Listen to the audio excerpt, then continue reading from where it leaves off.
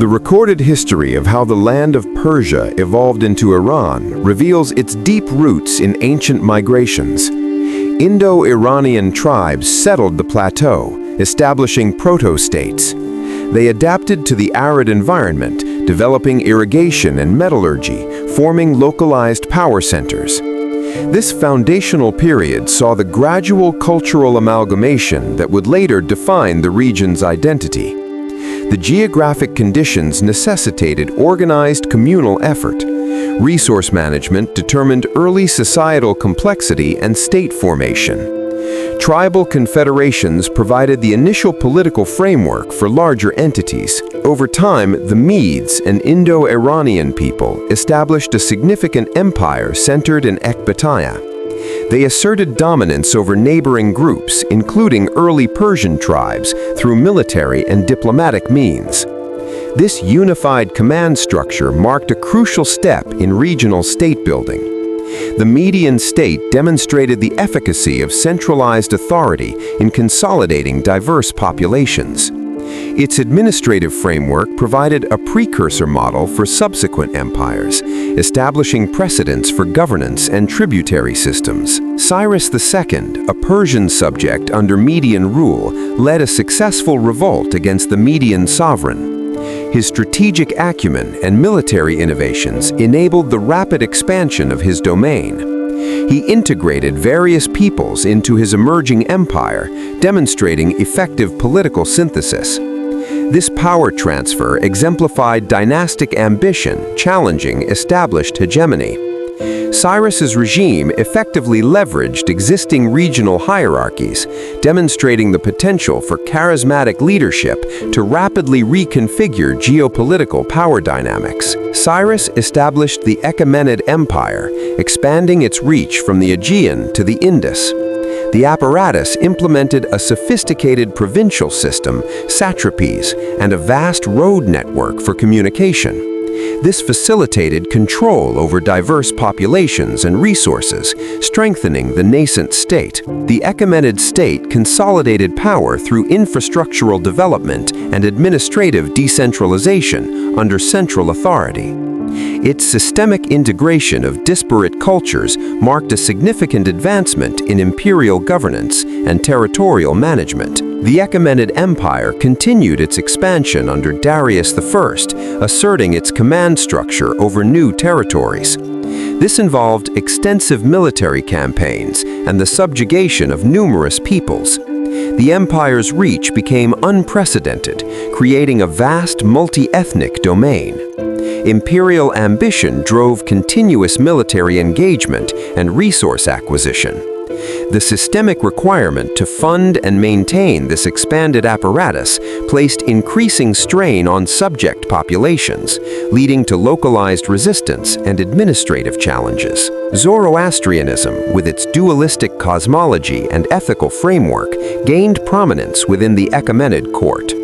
While not a state religion in a modern sense, its principles influenced the sovereign's legitimacy and the legal code. Its tenets promoted order and justice throughout the realm. Religious ideology provided a crucial element of state cohesion and moral authority. The alignment of imperial rule with a widely accepted ethical system helped legitimize the regime's power structure and fostered a shared cultural identity among diverse subjects. A series of conflicts erupted between the Achaemenid Empire and the Greek city-states. These wars resulted in significant material and human costs for the empire. Despite initial gains, the regime's attempts to fully subjugate the Hellenic world ultimately failed. The protracted conflict exposed logistical vulnerabilities and the limits of imperial overextension.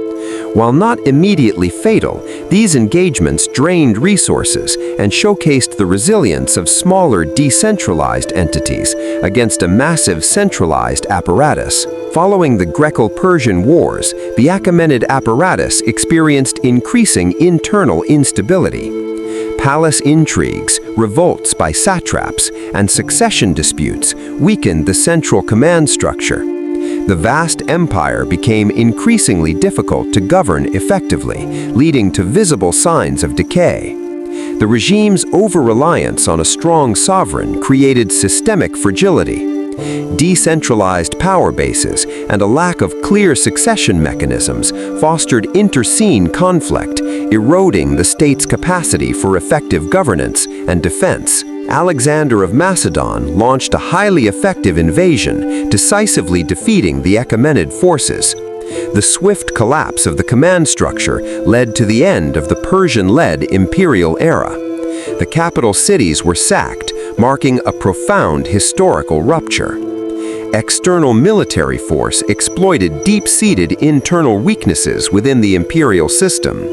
The swift fall demonstrated how a well-organized external power could dismantle a vast but fragile apparatus, leading to systemic collapse and dynastic extinction. After Alexander's death, his generals divided the empire. The Seleucid dynasty governed much of the former Achaemenid heartland. Hellenistic culture and administration were imposed, influencing urban centers and the ruling class. Greek became the language of officialdom. This foreign rule introduced a new administrative and cultural overlay. The Seleucid regime attempted to maintain control through a network of Greek cities and military garrisons, creating a dualistic society where local traditions persisted under a Hellenistic elite. The nomadic Parthians from the eastern steppes gradually pushed back against Seleucid authority. They established their own empire, largely restoring indigenous rule over the Iranian plateau. Their equestrian military tactics proved highly effective against the Seleucids, signaling a shift in power. The Parthian state represented a resurgence of a native power structure, though with Hellenistic influences. Their decentralized feudal system, while effective in defense, contributed to later internal power struggles and a less unified imperial administration. The Sasanian dynasty overthrew the Parthians, establishing a powerful new empire.